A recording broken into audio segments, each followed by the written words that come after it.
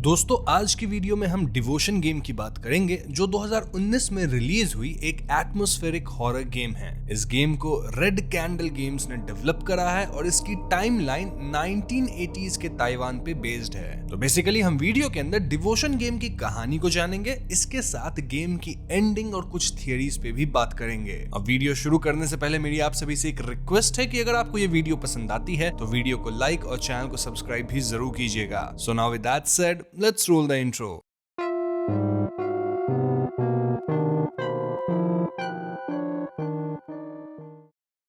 तो गेम की शुरुआत में हम अपने आप को एज फेंग यू एक अपार्टमेंट के लिविंग रूम में पाते हैं, जहां हमें किचन से फेंग यू की वाइफ ली फैंग की आवाज सुनाई देती है। ली यू से कहती है कि आज उनकी डॉटर मेशिन के स्कूल से कॉल आया था कि मेशिन इंजर्ड हो गई है। ली ये ऐड करती है कि बच्चों को ऐसी चोट लगती रहती है, इसलिए यू स्कूल के प्रिंसिपल को ना डांटे। इसी बीच ली उससे पूछती है कि मेशिन कहाँ है और उसके ऐसा कहते ही घर का एटमॉस्फेयर बदल जाता है और हम यू को ट्रेम्बल करते हुए देखते हैं। यहीं स्क्रीन ब्लैकआउट होता है और हम फिर से अपने आप को उसी लिविंग रूम में पाते हैं जहां इस बार सिर्फ अंधेरा था। सामने रखे टेबल पे हमें मेशिन द्वारा बनाई गई ड्राइंग दिखती है जिसमें एक हैप्पी फैमिली बनी हुई थी। खैर अपार्टमेंट के बाहर निकलते ही हम एक कॉरिडोर में आते हैं which leads us to door जिसपे रेड पेपर में रैबिट बना हुआ था। ऐसे animal symbol lunar new year में बनाए जाते हैं जहां हर एनिमल एक डिफरेंट ईयर को रिप्रेजेंट करता है। Coming back to the game, door के थ्रू हम सेम अपार्टमेंट में एंटर करते हैं जहां लिविंग रूम में यू की फैमिली पिक्चर्स लगी हुई थी और इन पिक्चर्स में से यू का फेस फेड हो चुका था। घर को एक्सप्लोर करते हुए हम एक डोर में एंटर करते हैं जो हमें कॉरिडोर में ले जाता है जहां एक लेडी की स्पिरिट हमें हॉन्ट करती है और ये स्पिरिट ली की तरह अपीयर हो रही थी। एनीवेज इस स्पिरिट से बचते हुए हम घर के मेन डोर के पास आते हैं जहां अब डोर पे मंकी बना हुआ था and the year was 1980। This means कि अब हम यू के पास्ट के उस टाइमलाइन में हैं जब उन्होंने इस घर में मूव इन किया था। घर के अंदर हमें ली की तस्वीर मिलती है जो तब की थी जब वो फेमस सिंगर हुआ करती थी। साथ ही हमें यहाँ यू को स्क्रीन प्ले के लिए मिले कई अवार्ड्स देखने को मिलता है। बैकग्राउंड में चल रहे रेडियो से हम समझ पाते हैं कि यू अब अपने घर से डिटैच्ड फील कर रहा है, एज इफ वो अपना पास्ट भुला चुका हो। यू जैसे जैसे इन चीजों को अपनी जगह पे रखता है उसे पास्ट की कुछ मेमोरीज फ्लैश होती है। इसी बीच अचानक घर की लाइट्स चली जाती है और हमें टेबल पे एक लाइटर मिलता है जिसे ली ने उसे गिफ्ट किया था। लाइटर को फ्लिक करते ही हम यू के स्टडी रूम में पहुंच जाते हैं जहां टाइमलाइन आगे बढ़ चुकी है और अब यू पिता बन चुका है। तभी डोरबेल बजने की आवाज आती है और बाहर निकलने पे हम फिर से कॉरिडोर में आ जाते हैं। अब कॉरिडोर के आखिर में एक मेन डोर था और अब ईयर है 1986। घर के अंदर हम दो डॉल को डिफरेंट एक्टिविटी करते हुए देखते हैं जो यू और ली को रिप्रेजेंट कर रहे थे। साथ ही हमें एक डॉल भी मिलती है जिसे मेशिन के कमरे में प्लेस करने से फिर से यू की मेमोरीज फ्लैश होती है। नाउ मेशिन बड़ी हो चुकी है और वो अपनी माँ ली की तरह ही एक फेमस सिंगर बनना चाहती है। तभी डोर पे किसी के नॉक करने की आवाज आती है एंड अगेन हम कॉरिडोर से होते हुए मेन डोर के पास पहुंचते हैं जहां अब बुल का साइन बना हुआ था एंड अब हम एक साल पीछे यानी 1985 में थे। दोस्तों गेम की जो मेन स्टोरी है वो इन्हीं तीन टाइमलाइन में बेस्ड है, इसलिए हम पूरे गेम के दौरान इन टाइमलाइन के बीच ट्रैवल करते रहेंगे।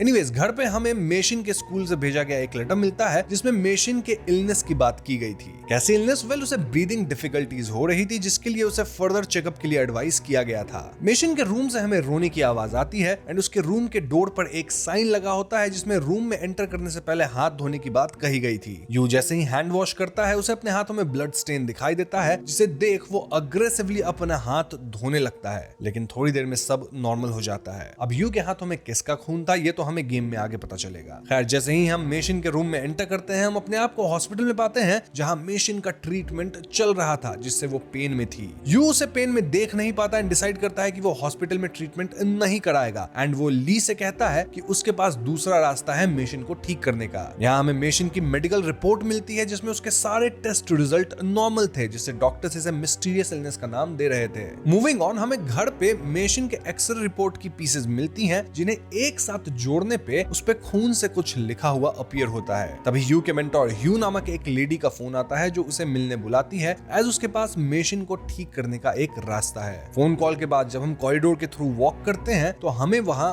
मेशन को रिजेंबल करते हुए कुछ लाइट पार्टिकल्स दिखाई देती है जो काइंड ऑफ सैड अपीयर हो रहे थे। इस बार हमें मेन डोर के बाहर कई तलिस्मन लगे हुए दिखाई देते हैं, मानो किसी ने प्रे करके उन्हें वहां लगाया हो। घर के अंदर हम टीवी पे एक टैलेंट शो को टेलीकास्ट होते देखते हैं जिसमें मेशन भी परफॉर्म कर रही थी। तभी टीवी स्क्रीन फ्लक्चुएट होने लगता है और हमें वहां यू का फैमिली पिक्चर रिफ्लेक्ट होते हुए दिखाई देता है। इसमें मेशन के साथ एक डीटी की स्टैचू भी अपीयर हो रही थी। इसी के साथ लिविंग रूम बाथरूम में चेंज हो जाता है जो रेड लिक्विड से फिल होने लगता है। यहाँ ऊपर देखने पे यू को ली दिखाई देती है जो कि उससे फिर से मेशन के बारे में पूछती है, जिसे सुन यू डूबने लगता है। होश में आने पे वो अपने आप को कॉरिडोर में पाता है जहाँ उसे मेशन भागते हुए नजर आती है। मेशन को फॉलो करते हुए हम एक डोर के पास आते हैं जिसमें अपने पास्ट फ्रैगमेंट्स को कलेक्ट करने की बात कही गई थी फॉर फ्लॉलेस प्रेजेंट। यहाँ हमें 3 डिफरेंट डोर्स दिखाई देती हैं जो उन्हीं 3 अलग अलग टाइमलाइन को रिप्रेजेंट कर रही थी। फर्स्ट टाइमलाइन थी 1980s की, जहाँ घर पे वेलकम सेरेमनी सेलिब्रेट की जा रही थी और हमें यहाँ एक लेटर के द्वारा पता चलता है कि ली अपने सिंगिंग करियर से रिटायरमेंट ले ली है। खैर घर के बाहर लगे नोटिस बोर्ड के पास हमें ली नजर आती है जो यू को देख वहां से गायब हो जाती है। नोटिस बोर्ड पे हमें एक न्यूज क्लिप देखने को मिलता है जिसमें ली के अपने फैमिली के लिए एंटरटेनमेंट इंडस्ट्री को छोड़ने की न्यूज छपी थी,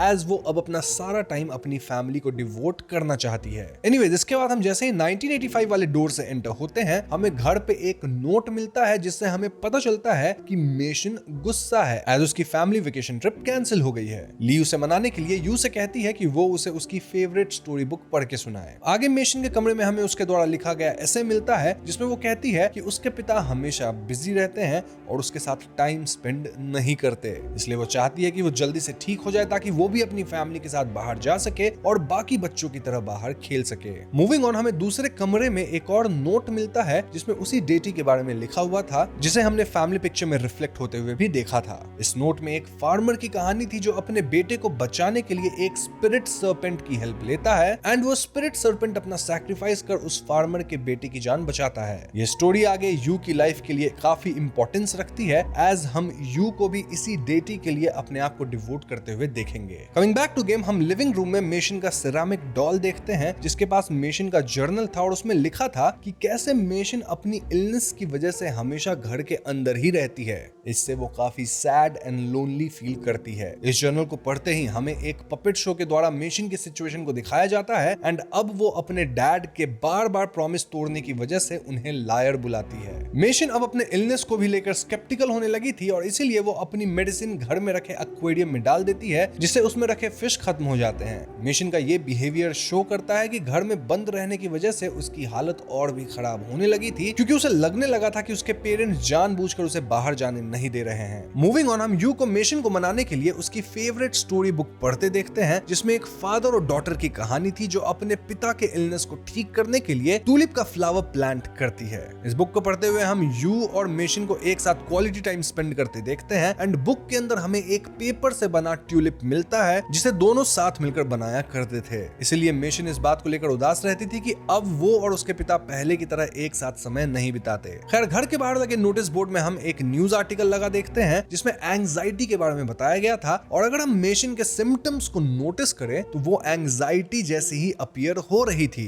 जैसे कि breathing difficulties and chest tightening, जो कि 80s के दौर के लिए कॉमन डायग्नोसिस नहीं था एज सोसाइटी मेंटल हेल्थ को लेकर इतनी ओपन नहीं थी। इसलिए डॉक्टर्स भी मेशन की बीमारी का पता नहीं लगा पा रहे थे। नाउ एज वी कंटिन्यू, हम थर्ड डोर से 1986 की टाइमलाइन में एंटर करते हैं जहां अब लिविंग रूम में हम ग्वानियन डेटी की पिक्चर लगी हुई देखते हैं। दिस मींस यू अपने मेंटर ह्यू को फॉलो करते हुए इस डेटी की पूजा करने लगा है टू क्योर मेशंस इलनेस। एनीवेज टीवी पे हम उस टैलेंट शो में मेशन की परफॉर्मेंस को देखते हैं जिसको जजेस काफी अप्रिशिएट भी करते हैं। अब इससे पहले हमें शो के विनर का पता चलता टीवी फिर से ग्लिच करने लगती है। आगे हमें मेशन के रूम से एक और ऐसे मिलता है जिसमें वो अपने मॉम की तरह सिंगर बनने की बात लिखी थी। इनफैक्ट इसके लिए वो सिंगिंग क्लासेस भी अटेंड करती थी, पर यहाँ मेशन सिंगर बनने से ज्यादा हैप्पी अपने पेरेंट्स के साथ टाइम स्पेंड करने से फील करती थी, इसलिए वो कहती है कि वो उनके खुशी के लिए बहुत फेमस सिंगर बनना चाहती है ताकि उसके पेरेंट्स खुश होकर उसके साथ टाइम स्पेंड कर सके। थ्रू आउट द गेम हम मेशिन को इस बात को पॉइंट आउट करते हुए देखते हैं कि कैसे उसके पेरेंट्स हमेशा बिजी रहते हैं और उसके साथ समय नहीं बिताते, और इसीलिए हमेशा घर में अकेला फील करने के कारण ही अब उसे एंग्जाइटी भी होने लगी है। सून हमें मेशिन के पॉइंट ऑफ व्यू से यह भी दिखाया जाता है कि कैसे उसके पेरेंट्स एक दूसरे से हस्बैंड वाइफ के ट्रेडिशनल रोल्स को लेकर आर्ग्यूमेंट करते रहते हैं, जहां यू ली को वापस वर्क करने से मना करता है और उससे कहता है कि उसका काम सिर्फ घर संभालना है। यहाँ हमें यह भी पता चलता है कि इस फैमिली की फाइनेंशियल सिचुएशन में कुछ ठीक नहीं है, एज अब यू के करियर में भी डाउनफॉल आने लगा है। मेशिन इन्हें लड़ता देख पैनिक करती है और बेहोश हो जाती है, मींस उसके एंग्जाइटी के लिए उसके माता पिता भी जिम्मेदार हैं। घर के बाहर लगे नोटिस बोर्ड में भी हम इन दोनों के स्ट्रेन्ड रिलेशनशिप को लेकर न्यूज आर्टिकल देखते हैं। खैर, घर के बाहर निकलने पे हमें मेशिन की एक ग्लिम्प्स दिखाई देती है जहां हम उसे स्टेज पे परफॉर्म करते हुए भी पैनिक होते देखते हैं। आगे हमें कई इंस्टेंसेस से पता चलता है कि यू का उसके परिवार के साथ रिश्ता खराब हो रहा है। क्यों? क्योंकि यू के द्वारा लिखे गए स्क्रिप्ट्स रिजेक्ट होते जा रहे हैं, जिससे वो अब काफी गुस्से में रहने लग गया है। मूविंग ऑन, जैसे ही हम स्टोरी बुक में मिले पेपर ट्यूलिप को प्लांट करते हैं, 1985 के टाइमलाइन वाले घर में हम ट्यूलिप के कई सारे प्लांट्स देख पाते हैं और बैकग्राउंड में एक सूदिंग म्यूजिक के साथ मेशिन की आवाज सुनाई देती है, जहां वो कहती है कि वो इस बात को लेकर काफी खुश है कि आज उसने अपने पिता के साथ स्टोरी बुक पढ़ी। इनफैक्ट उसने बहुत सारे पेपर ट्यूलिप भी बनाए। यहाँ हमें यू के लिखे स्क्रिप्ट्स मिलते हैं जिसमें वो कहता है कि उसके बच्चे के लिए वो रद्दी स्क्रिप्ट के पेजेस जिसे बाकी दुनिया ने रिजेक्ट कर दिया है वो कितने वैल्यूएबल हैं, एज वो उन पेजेस से ट्यूलिप बनाकर काफी खुश है। इसी के साथ हमें फर्स्ट पीस ऑफ फ्रैगमेंट मिलता है जिसमें एक मैन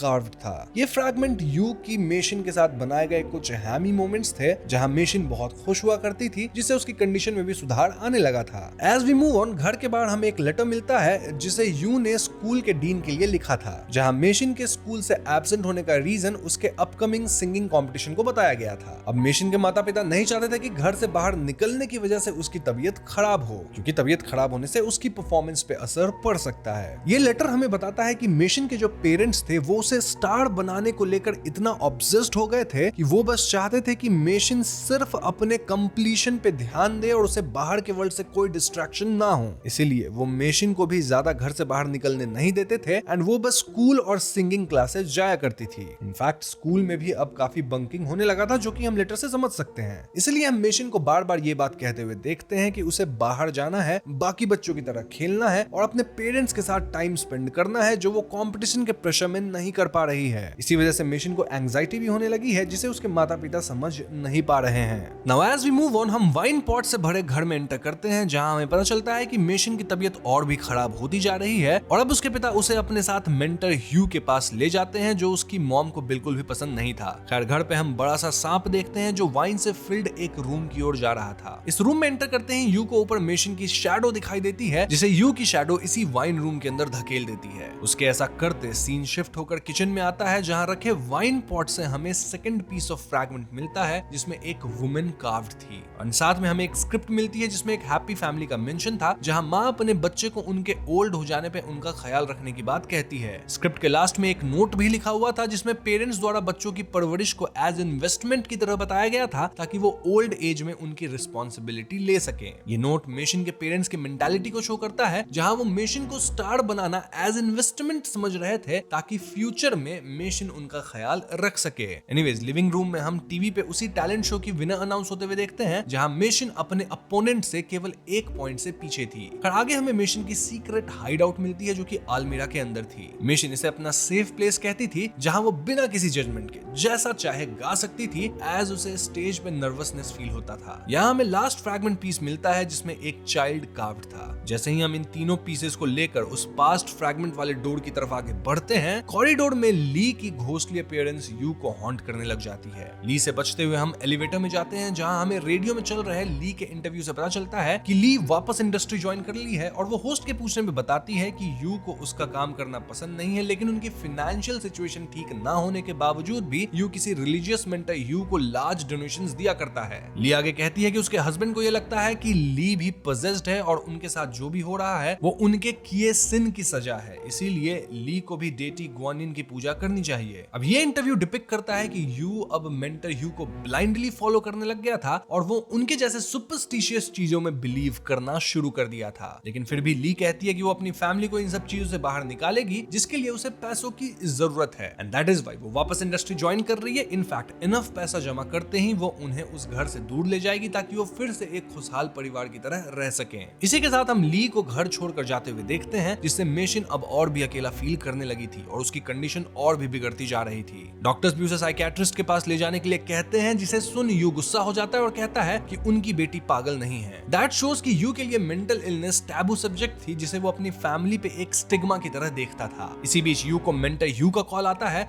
और वो उसे मेशिन को अपने पास लाने कहती है, एज वो मेशिन को ग्वानियन के गाइडेंस से ठीक कर देंगी। यू ऐसा ही करता है और हम उसे मेंटर यू के साथ एक रिचुअल में पार्टिसिपेट करते हुए देखते हैं, जहां यू ब्लाइंड फोल्ड होकर स्पिरिट वर्ल्ड में एंटर कर वहां फंसी मेशिन की स्पिरिट को आजाद करेगा, जिससे मेशिन पूरी तरह ठीक हो जाएगी। यू को हम स्पिरिट वर्ल्ड के अंदर जाते हुए देखते हैं, जो हेल को रिजेंबल कर रही थी, एज हम वहां कई स्पिरिट्स को अपने सिन के लिए पनिश होते हुए देखते हैं। थोड़ी देर बाद उसे मेशिन की स्पिरिट दिखाई देती है, जिसे आजाद करने के लिए मेंटर यू उसे अपने टंग, आई और ब्लड को सैक्रिफाइस करने कहती है। तो सैक्रिफाइस देते ही मेशिन की सोल आजाद हो जाती है और रिचुअल खत्म होने पे हमें एक नोट मिलता है, जिसमें रिचुअल से रिलेटेड आगे के स्टेप्स इंस्ट्रक्ट किए गए थे। इस नोट में एक कंटेनर को वाइन और स्पिरिट सर्पेंट से फिल करने कहा गया था, एंड जिस पर रिचुअल परफॉर्म किया जा रहा है उसे उस कंटेनर में तब तक के लिए अकेला छोड़ना था जब तक वो ठीक ना हो जाए। ये रिचुअल उसी फार्मर वाली स्टोरी से मिलती जुलती है, जहां स्पिरिट सर्पेंट अपना सैक्रिफाइस करके फार्मर के बेटे की जान बचाई थी। खैर हमें यहाँ एक टेप कैसेट भी मिलता है, जिसमें कई ऐसे लोगों के टेस्टिमोनियल थे जिन्होंने मेंटर यू से हेल्प ली थी और वो अब उन्हें फ्रॉड बुला रहे थे, एज वो सिर्फ पैसों के लिए लोगों को स्कैम कर रही है। ये बात जल्द ही यू को भी समझ आने वाली थी, एज जैसे ही वो मेंटर यू के कहने पे ये वाइन रिचुअल परफॉर्म करना शुरू करता है, तो थोड़े दिन बाद मेंटर यू उसके कॉल को रिसीव करना बंद कर देती है। लेकिन जब तक ये बात यू समझ पाता बहुत देर हो चुकी थी, एज उसने मेंटर यू के इंस्ट्रक्शन फॉलो करते हुए अपने बाथरूम के बाथटब को एज कंटेनर यूज किया था और उसमें मेशिन को 7 दिन के लिए अकेला छोड़ दिया था, जिससे मेशिन नहीं बच पाई। अब यहाँ हमें गेम में मेशिन के खत्म होने की बात डायरेक्टली कहीं भी नहीं बताई गई है, लेकिन जैसे यू बाथरूम का डोर ओपन करता है, वहां से ब्राइट व्हाइट लाइट बाहर आ रही थी, एंड आगे बढ़ने पे हमें वहां कई पेपर ट्यूलिप्स मिलते हैं और साथ ही मेशिन की आवाज हम सुन पाते हैं, जहां वो कहती है कि उसकी तबीयत और भी खराब होती जा रही है, इसलिए उसके पिता उसे मेंटर यू के पास ले जाना चाहते हैं, लेकिन मेशिन को पता है कि उसकी तबीयत कैसे ठीक हो सकती है। एज वो जब अपने पिता द्वारा सिखाए हुए पेपर ट्यूलिप बनाती है तो उसे बेहतर फील होता है, और अगर वो भी स्टोरी बुक में दिखाए गए ट्यूलिप फील्ड की तरह बहुत सारे ट्यूलिप बना लेगी तो उसकी भी तबीयत बिल्कुल ठीक हो जाएगी। यहाँ मेशिन इस बात से उदास भी थी कि अब उसके पिता उसके साथ ट्यूलिप नहीं बनाते हैं, एंड वो अब दिन भर बस प्रे करने में ही बिजी रहते हैं। मेशिन फिर से अपने फैमिली के साथ होने की विश मांगती है ताकि वो पहले की तरह एक फैमिली की तरह रह सके। लास्ट सीन में हम मेशिन को खुश होकर प्लेग्राउंड में खेलते हुए देखते हैं, एंड वो यू को वहां आता देख अपने साथ घर चलने के लिए कहती है। इसी के साथ गेम यहाँ पे खत्म हो जाती है। तो दोस्तों ये थी गेम की पूरी कहानी, जिसे सुनकर आपको आइडिया लग ही गया होगा कि कहानी किस बारे में है। लेकिन ये तो केवल एक ही एंडिंग है जहां यू को फाइनली रियलाइज होता है कि उसकी जो मेंटर यू है वो फ्रॉड है। इनफैक्ट ग्वानियन डेटी के ऊपर ब्लाइंडली डिवोशन करके कहीं ना कहीं यू ने अपनी बेटी की जान ले ली। यू ये मानने को तैयार नहीं था कि मेशिन की मेंटल हेल्थ ठीक नहीं है और वो उसे स्पिरिट पोजीशन समझ रहा था, और इसीलिए मेंटर यू की बातों में आकर उसने मेशिन को डॉक्टर को दिखाने के बजाय एक क्वेश्चनेबल रिचुअल परफॉर्म कर दिया, जिससे मेशिन की जान चली गई। बट एट लास्ट हम मेशिन की सोल को हेवन में देखते हैं, क्योंकि बाथरूम के डोर के दूसरी ओर हमें एक वाइब्रेंट और कलरफुल वर्ल्ड दिखाई देता है, और ये सर्टेनली हेवन को रिजेंबल कर रहा था। एंड फाइनली हम मेशिन को वहां प्लेग्राउंड में खेलते हुए देखते हैं, जो वो हमेशा से करना चाहती थी। मींस अब उसकी सोल फ्री हो चुकी है। मेशिन की एंजाइटी का रीजन इतने कम उम्र में कंपटीशन का प्रेशर और उसके माता पिता का लड़ना था, जिसे वो अपने जर्नल में बार बार मेंशन कर रही थी। बेसिकली मेशिन को बस एक हैप्पी फैमिली चाहिए थी, एक अच्छा चाइल्डहुड चाहिए था, जहां वो स्कूल जाती, दूसरे बच्चों के साथ बाहर खेलती, फैमिली के साथ क्वालिटी टाइम स्पेंड कर पाती। वो कहती भी है कि उसे अपने पिता के साथ ट्यूलिप फोल्ड करने से बेटर फील होता है और इससे वो ठीक भी हो सकती है। ऑल इन ऑल मेशिन just wanted to spend time with her parents, लेकिन ली और यू केवल उसे कंपटीशन में जीतता हुआ देखना चाहते थे, जिसके लिए वो उसे घर से भी बाहर नहीं निकलने देते थे। वो मेशिन के जरूरतों को निग्लेक्ट करते रहे, लेकिन फिर भी मेशिन उनसे हेट नहीं करती थी, बल्कि वो और मेहनत कर फेमस सिंगर बनना चाहती थी ताकि उसके पेरेंट्स खुश हों और उस पर प्राउड फील कर सकें। अब अगर हम यू की बात करें तो हम उसे हेवन में मेशिन के पीछे जाते हुए देखते हैं, जहां मेशिन उसे अपने साथ चलने कहती है। इट अपीयर्स कि यू की भी मौत हो चुकी है। कैसे हुई है? वेल, मुझे लगता है कि गिल्ट में आके वो खुद को समाप्त किया। इसी के चलते उसकी सोल पर्गेटरी में फंसी थी, जहां वो बार बार अपने पास्ट में ट्रैवल कर रहा था। यानी गेम की जो पूरी कहानी है वो काइंड ऑफ पर्गेटरी की है, लेकिन एंड में वो इससे बाहर निकल पाया। कैसे निकल पाया? वेल, लास्ट में जब वो अपने गिल्ट को फेस करता है तो उसके सोल को भी हम हेवन में जाते हुए देखते हैं। यहाँ एक थियरी ये भी हो सकती है कि मे बी यू की मौत ओल्ड एज से हो रही हो, जहाँ उसकी लास्ट मेमोरीज फ्लैश हो रही थी। तो हाँ, ये आप पे डिपेंड करता है आप कौन सी थियरी माने, क्या यू ने खुद को समाप्त किया या फिर ओल्ड एज से ही उसकी मौत हुई। मेरे हिसाब से पहली थियरी ज्यादा फिट बैठती है, क्योंकि हम यू को बार बार सेम डोर से जाते देखते हैं, सेम चीजें रिपीट करते देखते हैं, जो कि कॉमनली पर्गेटरी में ही होता है। एनीवेज, अगर हम ली की बात करें तो इट सीम्स कि उसकी भी मौत हो चुकी है, एज पूरे गेम में हम ली के स्पिरिट को यू को हॉन्ट करते हुए देख पाते हैं। एंड जब यू बाथरूम में अपना हैंड वॉश करने जाता है तो उसे अपने हाथ में खून दिखाई देता है। ध्यान दीजिए, गेम का शुरुआत भी ली के क्वेश्चन पूछने से होता है, जो यू के मेमोरी को ट्रिगर करती है। यहाँ हम ये अज्यूम कर सकते हैं कि जब ली घर को छोड़ के गई होगी तो शायद वो मेशन से मिलने वापस आई हो और उसने मेशन के बारे में यू से पूछा होगा, लेकिन यू तो मेशन के साथ क्या किया है आप समझ ही रहे हैं, तो इसी गुस्से में आकर वो ली को भी खत्म किया होगा। अब इस थियरी को प्रूव करने के लिए हमारे पास इनफ एविडेंस मौजूद नहीं है, सो इट्स क्वाइट पॉसिबल कि ली अब तक शायद मरी ही नहीं हो, वो जिंदा हो या फिर किसी और कारण से मरी हो। बट हमारा काम है थियरी बनाना, तो मैंने एक थियरी बनाया है जिससे कहानी और भी दिलचस्प लगती है। वैसे आपकी क्या थियरीज है इसको लेकर कमेंट्स में जरूर बताइएगा, अपनी ओपिनियंस भी लिखिएगा। अब ये गेम काफी कंट्रोवर्शियल रही थी और चलिए हम उस कंट्रोवर्सी पे भी थोड़ा बात कर लेते हैं। बेसिकली इस गेम को थोड़े समय के लिए बैन कर दिया गया था, क्योंकि एलिजिडली गेम के एक सीन में चाइना के प्रेसिडेंट का मजाक उड़ाया गया था, जहां एक तलिस्मन में विनी द पू मीम का रेफरेंस दिया गया था।